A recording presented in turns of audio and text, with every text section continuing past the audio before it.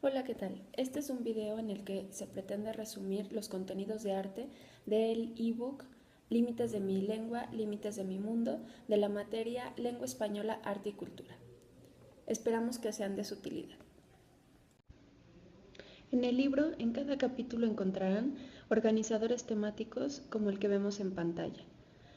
Trataré de resumir a un solo mapa de contenidos la totalidad de los temas de arte del libro Límites de mi lengua, límites de mi mundo. Arte y cultura.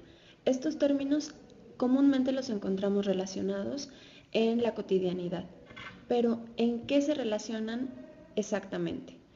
Para empezar, tenemos el término cultura. ¿Qué es cultura? Nos enfrentamos a varias acepciones del término cultura. Cultura referida a los productos más elevados o más especiales que tiene la humanidad, cultura como aquellos rasgos que nos distinguen, que nos identifican. Ahí es cuando identificamos imágenes de este tipo. Cultura también aquel conjunto de saberes o de conocimientos que es cuando consideramos a una persona que es culta o que no es culta. La acepción de cultura que más nos va a interesar en esta materia es aquella que proponen los antropólogos, en donde definen a la cultura como todo aquello que ha creado el hombre, todo aquello que hace el hombre. Cuando consideramos esta acepción o esta definición de cultura, podemos ver que también existen diferencias entre una región y otra o entre diferentes grupos humanos. Eso es lo que constituye las diferentes características que nos identifican con una comunidad y con otra. Entonces también utilizaremos el término cultura como aquel conjunto de rasgos que nos identifican frente a otros grupos humanos. Dentro de este tipo de actividades que pertenecen a la cultura, encontramos al arte. He aquí su relación principal. Por lo tanto, tenemos al arte como una práctica cultural más, así como el lenguaje, la religión, la comida, etc. Este curso no pretende hacer una revisión histórica del arte. El principal interés está en que conozcas cuáles son los conceptos principales del arte y cuáles son, cómo es que se realiza la apreciación, interpretación de la obra. Sin embargo, es necesario que conozcas de qué manera se ha hecho una división en la historia de la cultura y de las artes. Esta división se hace con base en ciertos criterios. Los criterios que se utilizaron fueron los eventos importantes, eventos políticos importantes a lo largo de la historia de la humanidad. Como verás en la línea del tiempo que te presento, está dividido en 5 etapas. La primera, la prehistoria, y en adelante empezaría la historia, esto a partir de la aparición de la escritura. Después tenemos la división de la edad antigua, la edad media, edad moderna y edad contemporánea, que es en la que actualmente nos ubicamos. Es necesario reconocer ciertas características y ciertos eventos que después te ayudarán a contextualizar la obra de arte, para que sepas qué sociedad es la que la creó y qué sociedad es la que está influyendo para que tú interpretes el mensaje que tiene detrás. Es importante también que sepas que esta no es la única forma de dividir la historia de la humanidad.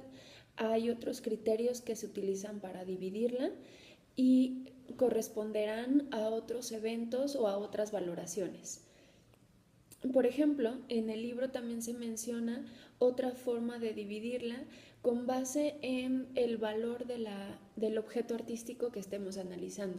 Ahí nos basamos en un autor que se llama Walter Benjamin, que divide en 3 este tipo de valor que se le da al objeto de arte. En este caso, dividiríamos la historia por los objetos que tienen un valor de culto, es decir, aquellos que están enfocados al culto religioso principalmente, la adoración de los dioses. Otro valor que se puede estar mostrando es el valor eterno, que lo identificamos con aquellas características que pretenden trascender en el tiempo. En otros cursos se ahondará en estos temas. El otro y tercer valor que propone Walter Benjamin es el valor para la exhibición o el valor de la experiencia frente a la obra de arte. También ahondaremos en este último punto, llegado el momento. Esta división fue propuesta en un momento en el que se consideraba que todos los hechos tenían una consecuencia lógica, es decir, es una forma de ver la historia del arte desde el punto de vista positivista, en donde hay un desarrollo o evolución. Sin embargo, como veremos en este curso más adelante y en cursos posteriores, esta historia del arte no tiene una evolución, sino que las características que podemos observar en la prehistoria se repiten en diferentes momentos y las podemos seguir observando aún en la actualidad. Veremos varios ejemplos de esto. Quedamos entonces que cultura es todo aquello que produce y realiza el hombre. Por lo tanto, tenemos diferentes tipos de prácticas culturales, entre las cuales encontraremos una de ellas que es el arte. Pero, ¿quién nos dice qué es arte y qué no lo es? Esos son los circuitos artísticos, aquel conjunto de personas e instituciones que definen qué obras o qué objetos merecen ser llamados y considerados arte, y asimismo qué productores de esos objetos serán los artistas. Los circuitos artísticos toman como base el conocimiento de la academia, es decir, toda la tradición de la historia del arte y todo el conocimiento que hay en torno a ella para saber y valorar una obra.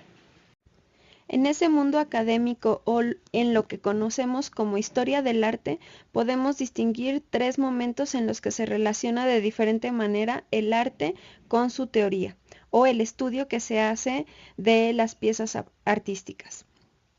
Siguiendo la línea del tiempo antes señalada, podemos ver que primero se hizo la producción de la prehistoria, de la Edad Antigua y la Edad Media, principalmente con fines de culto religioso, y después es cuando consideramos a estos objetos como parte de la historia del arte. Es decir, a partir de la Edad Moderna se voltea a ver toda esta época y se teoriza sobre ella. Y entonces vasijas o instrumentos que antes se utilizaban con otros fines, ahora los consideramos parte de la historia del arte y objetos artísticos. Más adelante encontramos que durante la Edad Moderna principalmente es cuando se produce al mismo tiempo que los objetos artísticos la teoría sobre ellos. Tenemos casos ejemplares como Leonardo da Vinci, que escribe sobre sus investigaciones, sobre su producción artística y la manera en la que lleva a cabo todo esto. Después, en las finales de la Edad Moderna y en todo lo que es la Edad Contemporánea, apreciamos otro fenómeno en donde en la Edad Contemporánea observamos que la producción artística se realiza a partir de teorías que provienen de otras disciplinas o teorías del arte. Tal es el caso del surrealismo, que esta producción se realiza a partir del psicoanálisis. Todas las investigaciones que se realizan en torno a la psique las retoma el arte para hacer su producción. En el momento en el que se empieza a hacer una historia del arte, se establecen cuáles son las artes que se van a estudiar y se van a observar. Esas se nombraron como las bellas artes, y esas fueron la arquitectura, la escultura, la pintura, la literatura, la danza y la música. ¿Por qué se nombran bellas artes? Bueno, porque En este tiempo en el que se empieza a hacer teoría del arte, lo más importante era considerar la belleza de estas obras para poderlas denominar arte. Pero ¿qué pasa con esta clasificación? Se queda corta cuando surgen otro tipo de técnicas y otras disciplinas, como es el caso de la fotografía, que surge a principios del siglo XIX, y posteriormente surge el cine, considerado ya en una etapa posterior como el séptimo arte. Por lo tanto, esta clasificación y las que vendrían se siguen quedando cortas a medida que avanza el tiempo y siguen surgiendo más técnicas, por lo que llega un momento en que se deja de lado esta división y esta clasificación de las artes. Es importante considerar que en ese tiempo lo más importante o el valor más importante era el de la belleza. Pero también esto tiene un problema. ¿Es bello para quién? ¿En qué contexto? ¿En qué tiempo? El problema de la belleza propone unas nuevas clasificaciones. Es en la Edad Moderna en donde se empieza a hablar sobre la estética y la estética relacionándola con la belleza. A partir de su etimología, estética se refiere a los sentidos y aquello que impacta los sentidos en el arte se relaciona estrechamente con la belleza. Es un momento en donde ese es su valor más importante. Gracias a esta relación, entonces, la estética se convierte en una teoría del arte. Pero conforme avanza este mundo del arte, aparecen nuevas técnicas y con ello nuevas disciplinas, en donde lo más importante ya no es el mostrar la belleza ni expresar belleza. Se hace más importante el shock que causa los sentidos, la expresión artística. Filósofos y teóricos del arte nombran a este shock de diferentes maneras. Uno de ellos es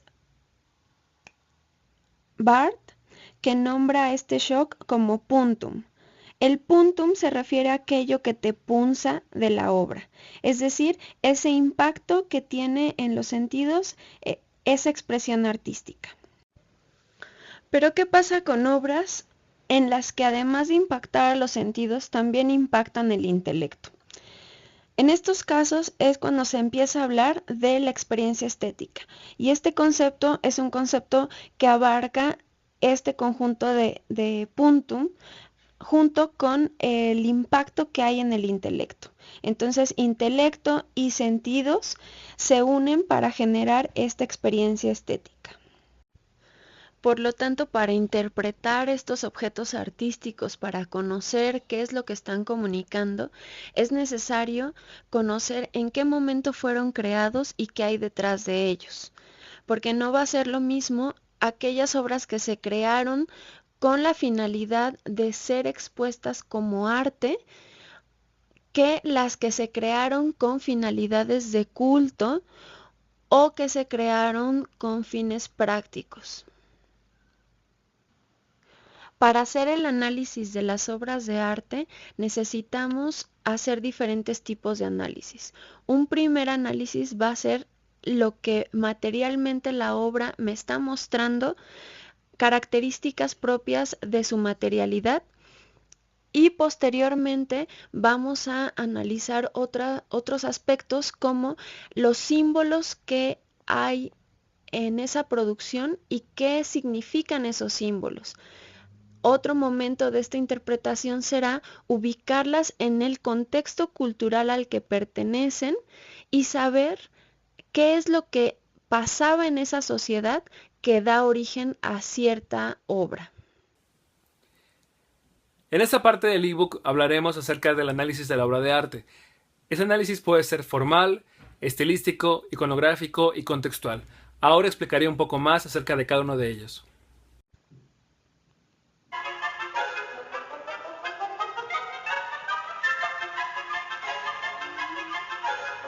Este es un fragmento de la obra Cuadros de una exposición de Modest Mussorgsky.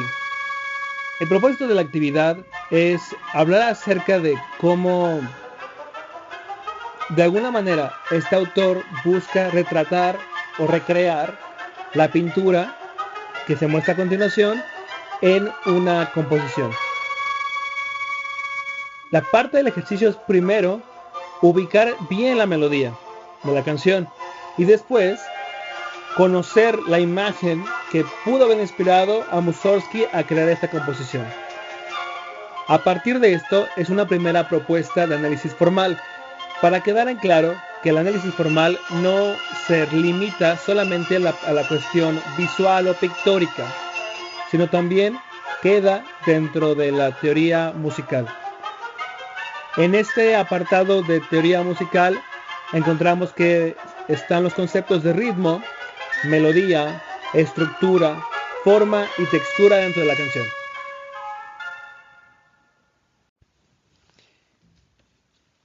En este ejercicio se plantearon diversas imágenes, algunas de ellas pinturas, una de ellas escultura específicamente, en donde se buscaba retratar o se busca retratar a un caballo. Como se puede apreciar, el caballo se muestra diferente en cada una de esas representaciones.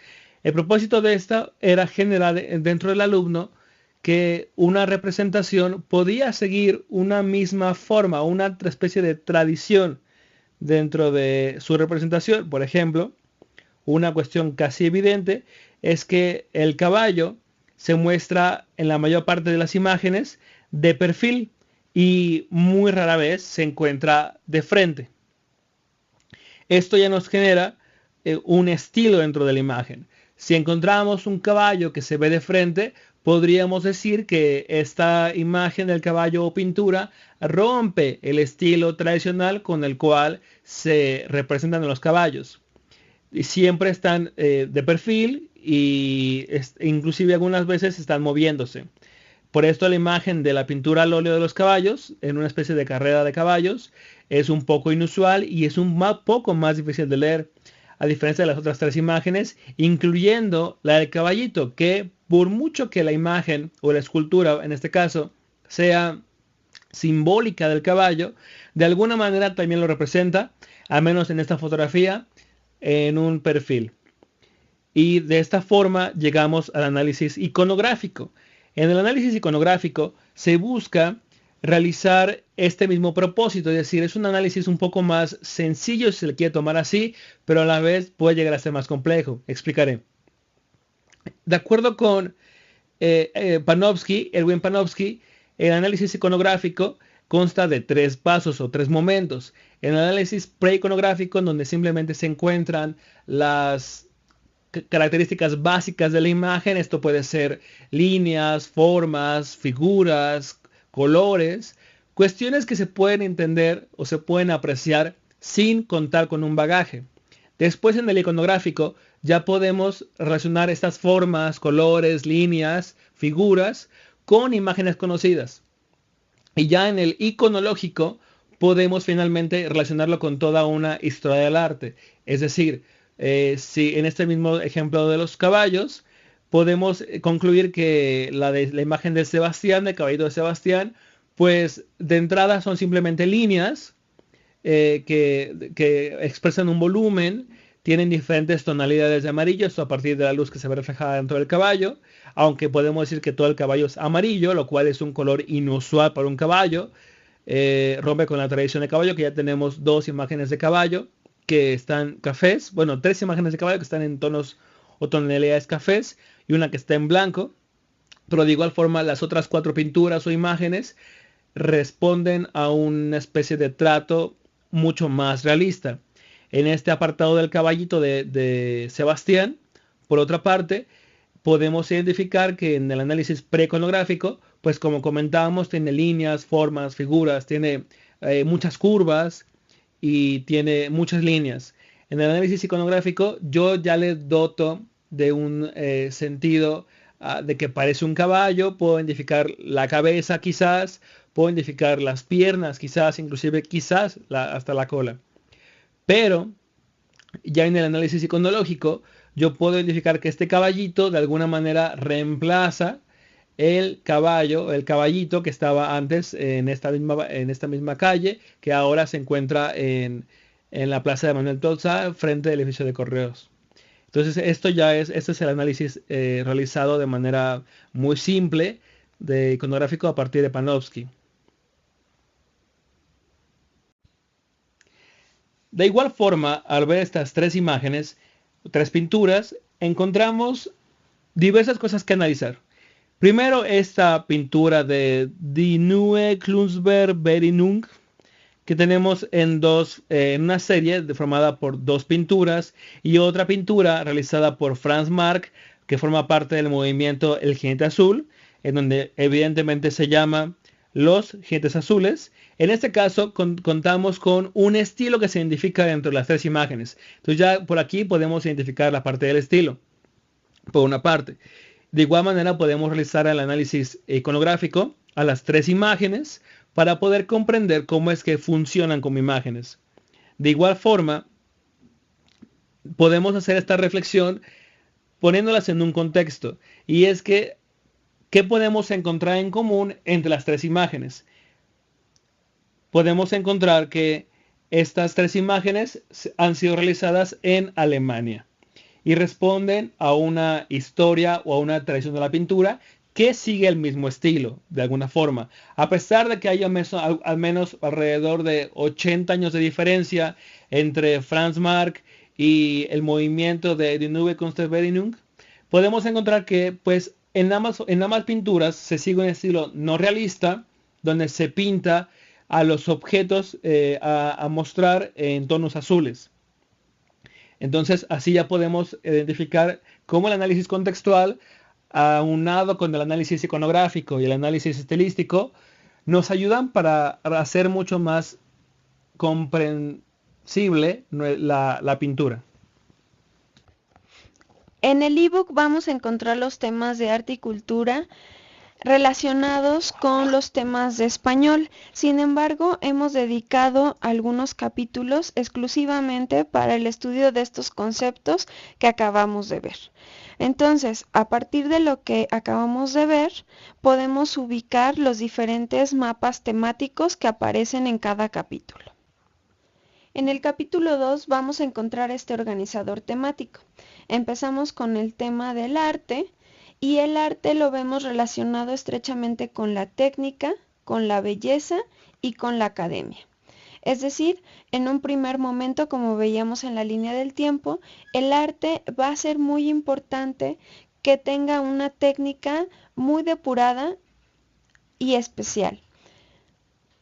En este primer momento se va a relacionar estrechamente con la provocación de la belleza. Y va a ser la academia quien dicte qué es lo que se considera arte. A partir de la técnica vemos que el arte deviene en comunicación, es decir, ya es más importante lo que se expresa y lo que se comunica.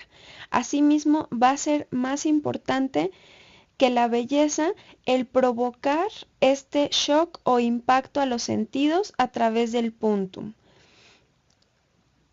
Y la academia se va a transformar en los circuitos artísticos, es decir, aquellas instituciones como las galerías de arte, los museos que validan al artista y a su producción. Después vamos a ver que esta comunicación se convierte en la expresión de ideas, sentimientos y va a ser importante que el artista realice esta expresión y esta comunicación. El puntum también va a referirnos al aura, concepto que ha manejado otro autor que se llama Walter Benjamin, en donde identifica al aura con la obra única en un primer momento y después de su reproductibilidad técnica, es decir, cuando ya podemos tener esta obra repetida por medios como la fotografía o el video, esta aura se va a encontrar en el impacto que causa a los sentidos. Y entonces tenemos aquí la experiencia estética, que es de lo que hablábamos en unas imágenes anteriores, que es este impacto no solo a los sentidos, sino también al intelecto. Estos circuitos artísticos y el arte lo vamos a encontrar como una práctica cultural dentro de todo el universo de la cultura, que es todo aquello creado y realizado por el hombre. En el capítulo 2 vamos a encontrar ejercicios que van a comparar diferentes manifestaciones artísticas para encontrar todos estos conceptos. En el capítulo 4, después de haber hecho un recorrido por la estructura de las oraciones, ya podemos volver a retomar estos conceptos básicos del arte.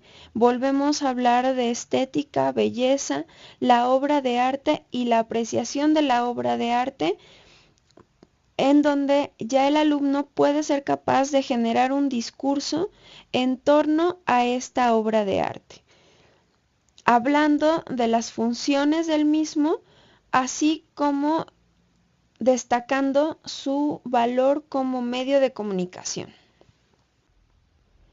En el capítulo 6 volvemos a regresar al artista para enfocarnos en su creación y a partir de ahí observar la apreciación estética dentro del contexto sociohistórico del artista, que es a lo que nos referíamos con ubicarlo en una línea del tiempo y ubicar qué acontecimientos políticos históricos influyeron para la creación de esa obra de arte. Después de ver cómo se construyen textos a partir de los tipos de párrafos y de la estructura IDC, vamos a entrar a ver el mensaje de la obra, es decir, el discurso que hay a través de la obra de arte. En este capítulo vamos a observar tanto el mensaje como las emociones y sentimientos que despierta la obra y la importancia que tiene esta en el contexto cultural.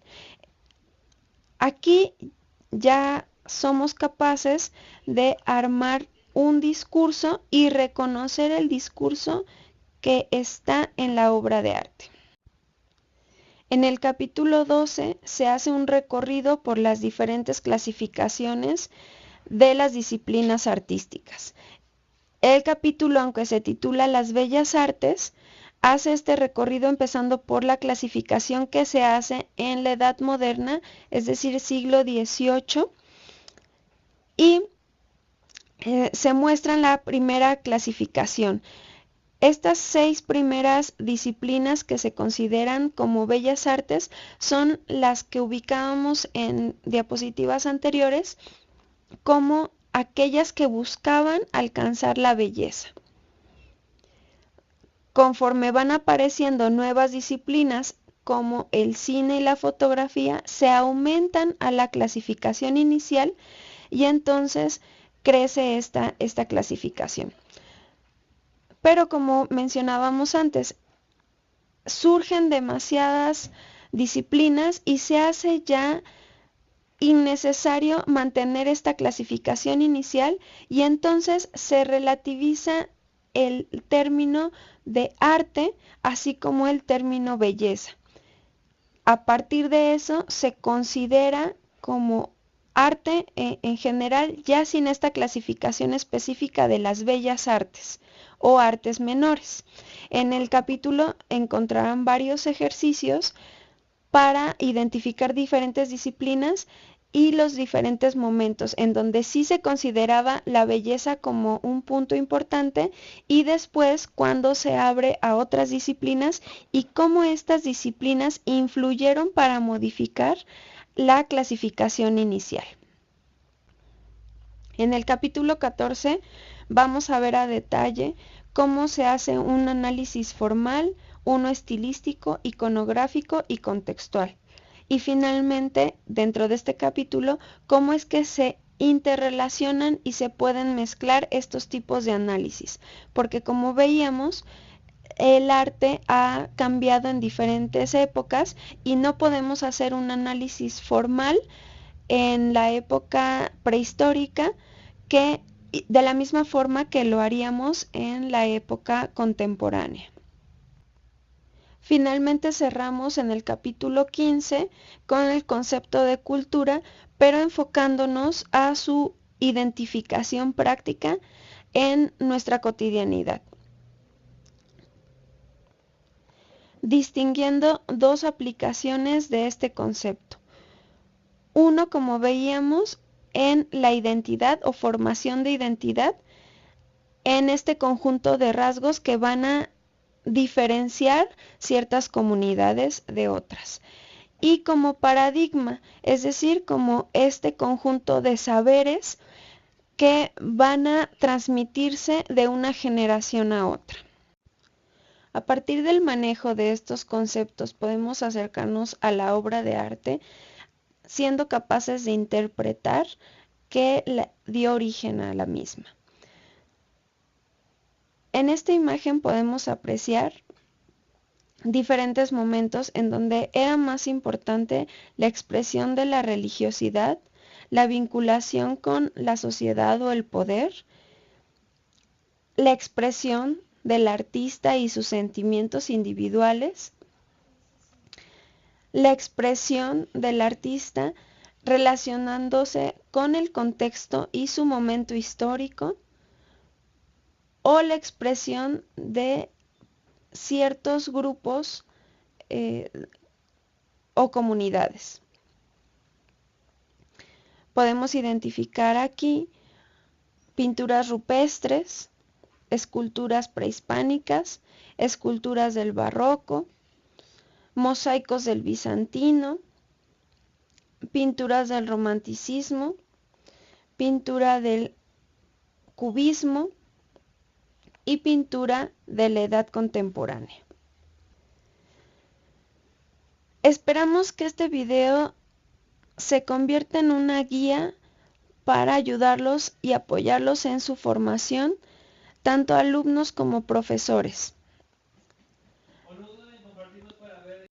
Por último, recomendamos que en este primer semestre se les muestre a los alumnos suficiente obra plástica para crear en ellos un bagaje visual que puedan utilizar en los cursos que vienen. Por último, queremos pedirles que no duden en compartirnos sus inquietudes y comentarnos de qué otra manera o en qué otro medio podemos apoyarlos en la formación y preparación de esta materia.